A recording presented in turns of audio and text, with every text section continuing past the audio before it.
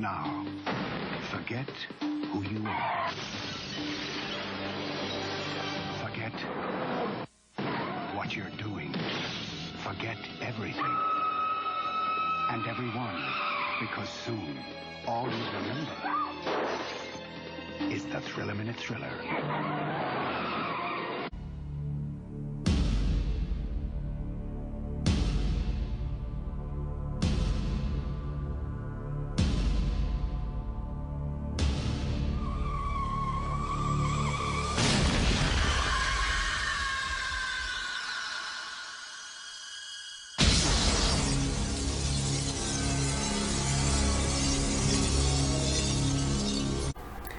Hey everyone, I am back again as promised with another film review, and I'm going to be discussing the 1991 psychological thriller Shattered. This is the Kino Lorber Blu-ray. The 1080p presentation is solid. Special features, we have a making of featurette, and we have a trailer gallery, and that's pretty much it for the Blu-ray. The film itself, I definitely enjoy. It's a good film, not perfect, definitely has flaws, but what film isn't? This, like Regarding Henry, involves another amnesia-related plotline, except it's more of a neo-noir crime thriller than a drama than it was in Regarding Henry. Except this one, unfortunately, was critically panned even worse than Regarding Henry and also flopped in terms of box office. But nevertheless, it's still a good film for me. I liked it mainly because I liked the actors. I thought the plotline involving a major character, trying to piece together his life before a horrific accident. I also like the neo-noir, crime element, that's a throwback to the 1940s and 50s that was thrown in here as well. And also a great score by Alan Silvestri. He really added another great element to the film as well. And speaking of, Alan Silvestri, I'll definitely, start off with my typical technical crew and cast names, like usual. We'll start off with the director. Wolfgang Petersen is in fact the director. He also wrote the screenplay, which was based on a source novel called The Plastic Nightmare, which was written back in 1969 by Richard Neely. He also produced the film along with John Davis and David Korda. And the cinematographer was done by Laszlo Kovacs. Editors were Glenn Farr and Hans Nickel. And of course, I can't leave out Alan Silvestri, who composed the score, and I actually have the soundtrack itself. It's definitely worth getting if you can ever find it. It's definitely worth a listen for sure. And it's Alan Silvestri, the guy that did Back to the Future trilogy and so many films. And Wolfgang Petersen, in his own right, has directed a lot of films. Like before this, he did Never Ending Story, Das Boot, and a film that actually I reviewed here a year ago called Enemy Mine. And then he would go on to do some other great films of the 90s, like In the Line of Fire, Outbreak, Air Force One, you name it. And for our cast, we have Tom Berenger as Dan Merrick, who is our main character. We have Bob Hoskins, who is a private investigator who helps Dan with his investigation of his wife. We also have Greta Scacchi as Judith Merrick, who is Dan's wife. We have Joanne Whalley, who was then billed as Joanne Wiley Kilmer, who was married to Val Kilmer back in the day, as Jenny Scott, who is Jeb's wife. We have Corbin Bernsen as Jeb Scott, who is Dan's business partner and friend as well. We have Scott Getland as Jack Stanton, who is pretty much our mystery protagonist. And then we also have Theodore Beckel as Dr. Burkus, who appears in the opening of the film, relaying all the information about Dan, the accident, which I'll definitely talk about in the plotline, and comforting Judith as well. And basically our plotline follows Dan Merrick and Judith Merrick, who are involved in this horrific car wreck. Judith somehow escapes major injuries, but Dan is stuck in the car for pretty much the whole steep cliff. And this takes place in Northern California, and throughout the opening, we see that Dan has major extensive facial surgery done to him. Eventually, he tries to regain as much possible memory as he could, with Judith by his side, relaying certain events and people. Eventually, when he's healed enough, he goes in Judith's care, And eventually Dan tries to get as much information to to restore his memories and his past, interacting with his business partner Jeb Scott, who is Corbin Bernsen, and Jeb's wife Jenny, Joanne Whalley. But we're also finding how difficult it's for Dan to kind of adjust back after having a horrific accident in Indonesia. There's this one really good clip that's very well acted by Tom Berenger where he's displaying his anger and frustration, especially when he keeps seeing images of the glass just shattering and breaking, hence the word shattered. I think it was a very interesting image to use, the breaking glass representing the pain and repeated horror that he has to go through, and I'll let the clip speak for itself on that.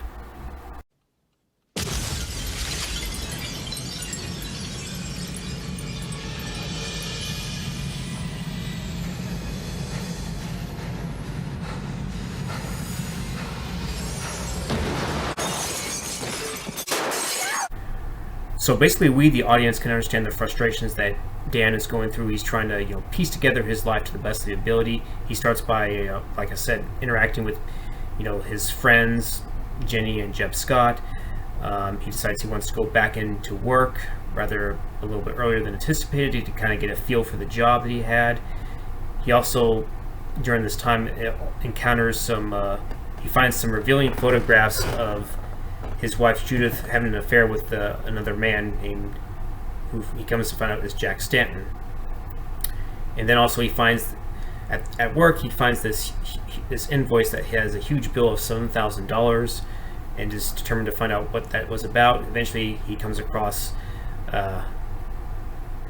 Gus Klein, who is portrayed by Bob Hoskins. He's a PI, but he also runs a pet store with loads of animals. You see a parrot that can talk. You also find out there's a snake and so many other animals down there.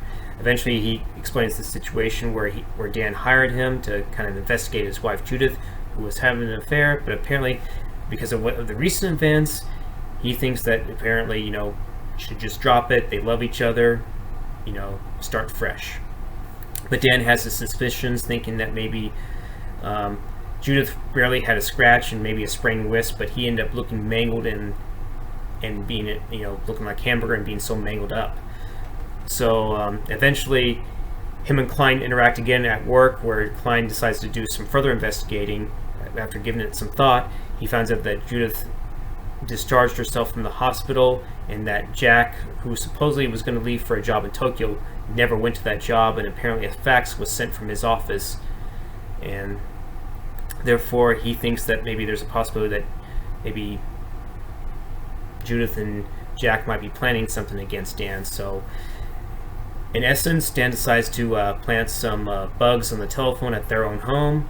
Eventually Judith comes home, supposedly gets a telegram from Jack saying she wants to meet, and so she has a nervous, anxiety kind of driven moment. So she goes out, Dan follows her, and she eventually goes to a shipwreck, and believing that may hold a key to some of his memories, he decides to eventually have that shipwreck that was going to be moved or be dumped to be postponed till further notice. After Dan puts a hold on that shipwreck, he decides he's going to further tell his wife, and both he and Gus decide to do more further investigation, where they eventually trace where Judith and Jack are going to meet at the hacienda where they previously had their affair, same way that both Dan and Jenny had their affair as well. We see that Gus is taking photos, observing the area. Same with Dan. He's sitting in the driver's side, kind of observing and looking. Both him and Gus share a moment where Gus reveals that apparently he had went through some infidelity in his previous marriage, and it further, strengthens their bond between them and their, friendship to some degree. And we see that Judith arrives there first. Then sometime later we see that Jack arrives there in the red Porsche, and after further observation they see that Jack is leaving, so they decide to follow him, and they follow him into a wooded forest area.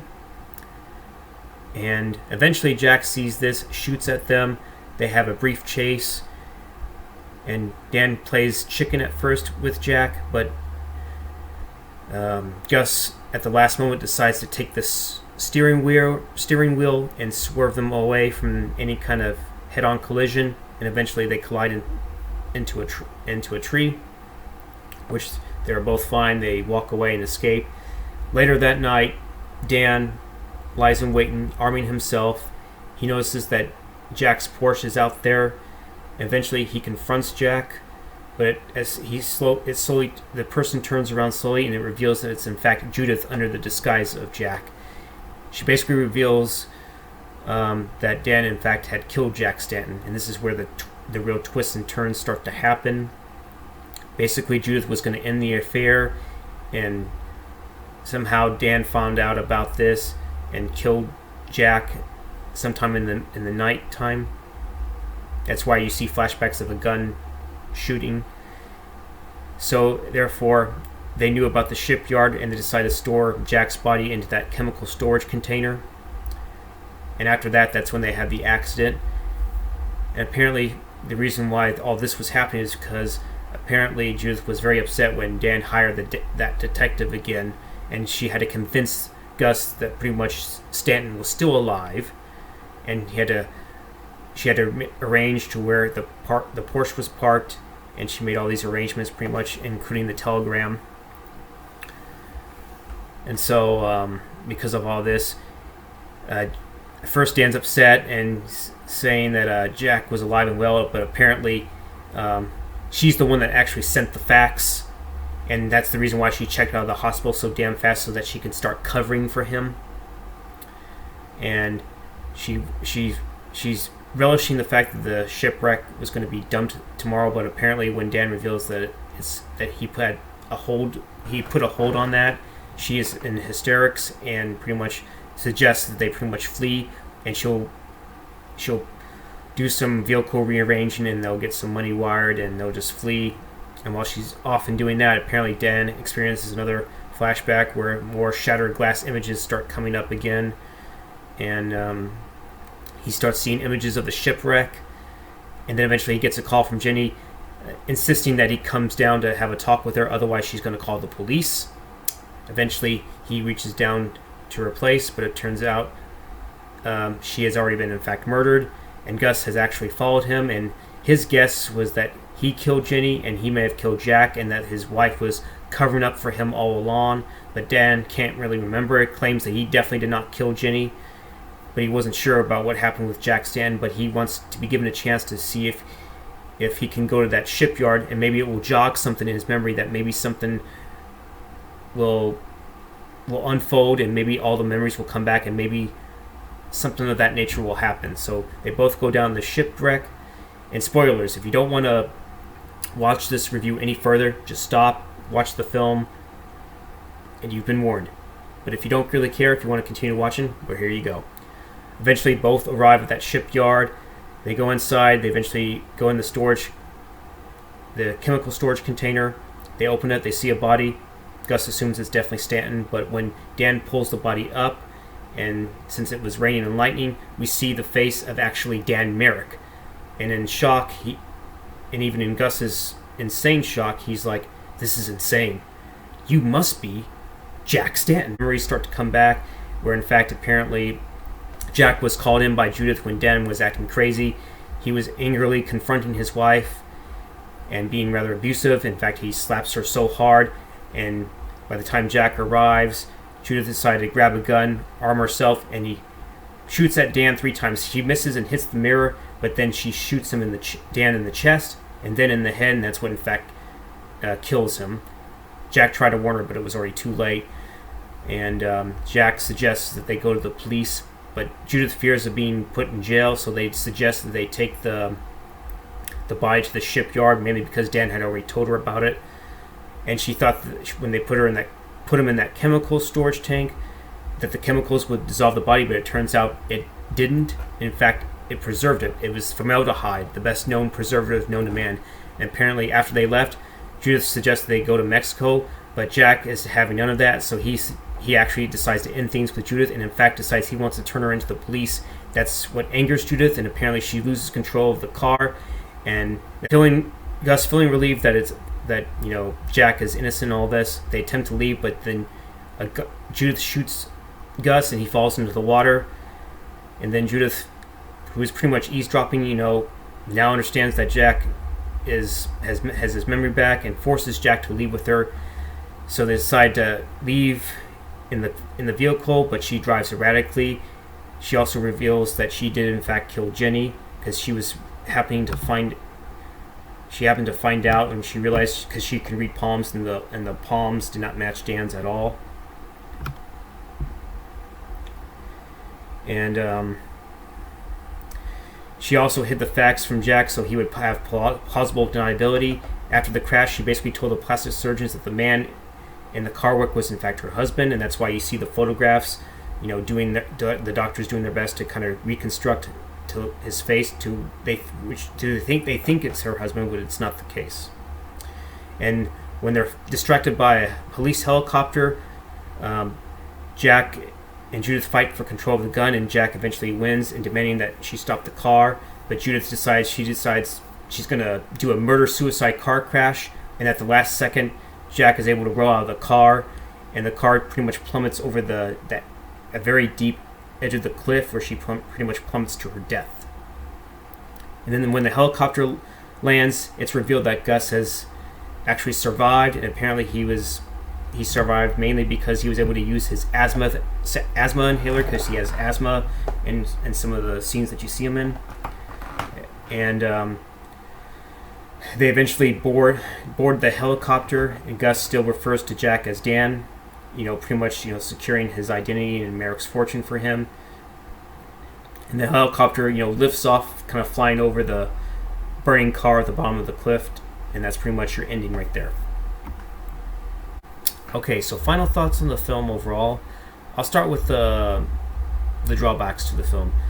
I'm going to say this. Believe it or not, looking back, I felt like the supporting characters, although they were well acted, Joanne, Whalley, Kilmer, and Corbin, Bernsen, I felt like overall they really didn't lend a whole much to the film. They were just there. Their acting wasn't a problem, just that, to an extent, maybe you see a little bit more of Jenny Scott, but apparently she unfortunately doesn't really do much, and unfortunately ends up getting killed. So I felt like there was a little bit of awkward editing whenever, even though we thought Dan at the time, rejected Jenny's advances, there was actually another scene where apparently they're interacting with each other, like they were going to attempt to do something, and nothing ever really comes of that. And I always felt like the editing, looking back, was a little awkward in scenes, so I felt like that was a drawback. But I think the drawback to this is in a way the twist, while it's it is an unexpected one and just comes out of nowhere, I felt like looking back it's to an extent somewhat ridiculous, because even though the hair might be similar, the thing was the voice would have to be almost spot on, and I think their eye color was a bit different. I believe the actor's eyes that portrayed Jack Stanton's were more of a darker color, and Berenger's eyes were more of I think a bluish or green or hazel, so it didn't really quite match up. So I felt like despite the fact the twist being in a way kind of clever, it just didn't quite make sense. But you do kind of see the pictures and how they were doing their best to restore his face, even though it would kind of have to be kind of impossible to match up, because I don't know if their height might be, I don't know if the height was ever really established. I don't know if they have similar height or even their jawline. So it felt like Jack's was more of a narrow jawline. He seemed like he was a little more trimmed and fit. So I don't know if the twist it doesn't quite make sense. But other than that, I thought the acting was fine. The actors do a fine job. I kind of like how we have some, the throwback to the film noir, or class, the classic kind of film noir, where it's a little bit of, where we have that mystery, the femme fatale, or how the wife, is, seems like a good person, but she's just hiding something and has skeletons in her closet, and she's definitely revealed to be unfaithful and prone to infidelity and stuff like that. And I like how the rapport between Tom Berenger and Bob Hoskins, I like how they really work together in their scenes. They have really good chemistry for the scenes that they do work. They seem to have like kind of a building working relationship that eventually turns into a solid friendship where they kind of look out for each other. And by the end, Gus kind of refers to him as Dan still, despite the fact knowing who his real identity is. So he's willing to cover that up. And the score, I really think that Alan Silvestri, considering I've heard rumors that apparently he replaced someone else for the score, for the composition, and it really shows his talents. Like, there's some really softer notes, there's some very bombastic notes, and Silvestri knows how to take advantage of that, and he makes it work and makes it fit. Even though at times it may not feel like it fits the film, it just works. It just really elevates the film to a whole new level, and it just the musical pieces really stand out, and it just works. And I think that's honestly all I have to say about this film. And unfortunately, those were really the clips that I put in there. Those are really the ones I could find or access to.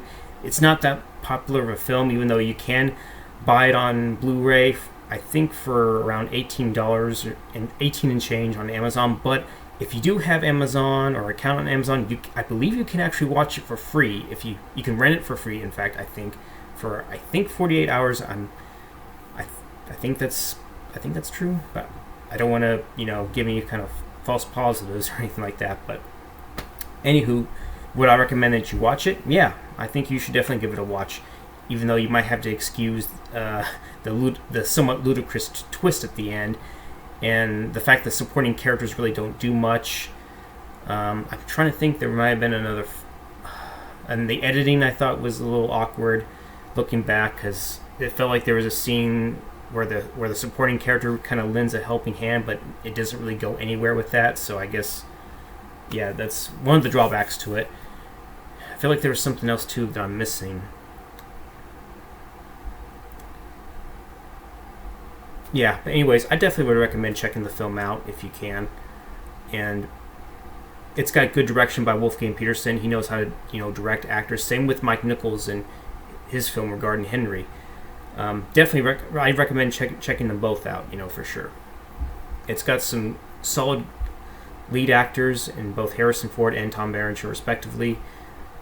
Although I guess you can say I prefer regarding Henry because it definitely has a great heartwarming ending. This one doesn't exactly have that, but we see that maybe Jack/Dan might be able to get to live a life that he never could before. So, oh yeah, now I think about it, I felt like they should have done a little more backstory on Jack Stanton looking back, so maybe that's kind of one of the flaws to it. But yeah, anyways, check it out. And I'm going to leave you with this final piece by Alan Silvestri, and it tells you why I really enjoy this score so much. So, anywho, I'll be seeing you later. Bye-bye. Okay, apologies for the last minute detail. I meant to clarify this earlier in the plot, and I also meant to elaborate this on my final thoughts, so I'll start with this. On Dan Merrick's occupation, he works as he's like a wealthy architect. He has his own business. It's how Jack was going to inherit pretty much the wealth that Dan has accumulated over the years, so I just wanted to clarify it on that. And also, I never got a chance to talk about how good of a performance Greta Scacchi did in this film. I think she played the kind of vulnerable and later is revealed to be kind of a twisted woman in a sense, where she's not who she seems, as you would later find out in the ongoing process of the film. You definitely learn that she is, deceiving, somewhat manipulative, and definitely crazy by the end. But, she does have her motivation as to why she's doing this, because, she pretty much lived in an unhappy marriage, pretty much, and she thought she found a soulmate that can relate to her in the end. So I like how she kind of pulled that vulnerability and how twisted she became in the end.